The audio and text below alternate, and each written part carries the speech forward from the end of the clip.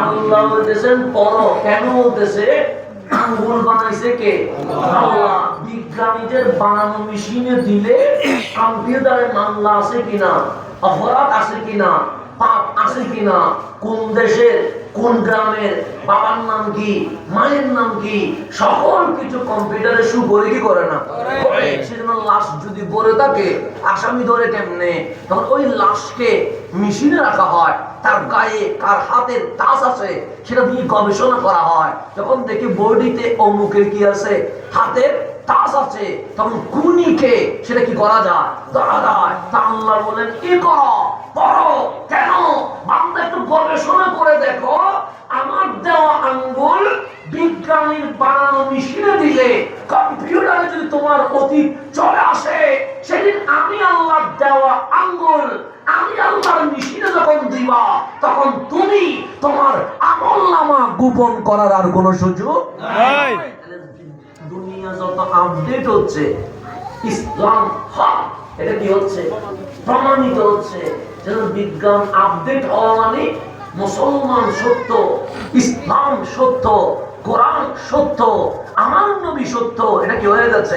প্রমাণ হয়ে গেছে। না আমরা পড়ালেখা করি না, সে কারণে আমরা এগুলো আবিষ্কার করে মানুষকে জানাইতে পারি না।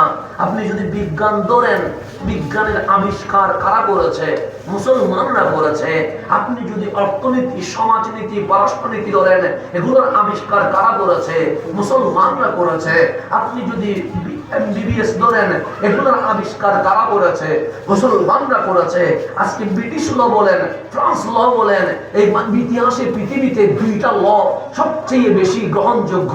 বাংলাদেশে চলছে ব্রিটিশ ল, মিশরে যান সেখানে চলছে ফ্রান্স ল।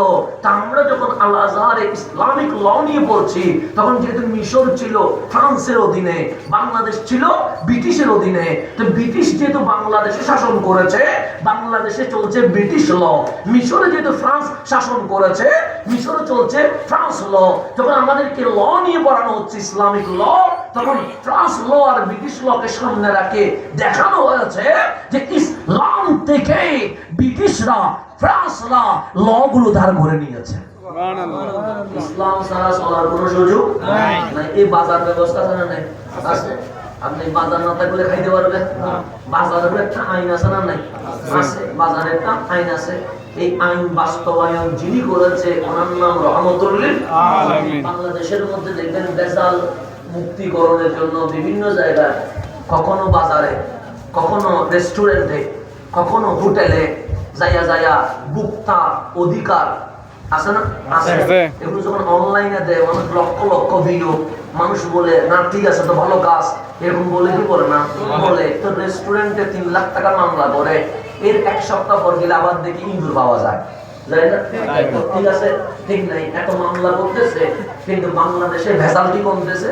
আর চট্টগ্রামের বেশিরভাগ মানুষ ক্যান্সারে আক্রান্ত। আমি বুড়িচরে ঘুরে দেখেন, 10 বছর আগে ক্যান্সার কি জিনিস এটা বুড়িচরের মানুষ শুনে নাই।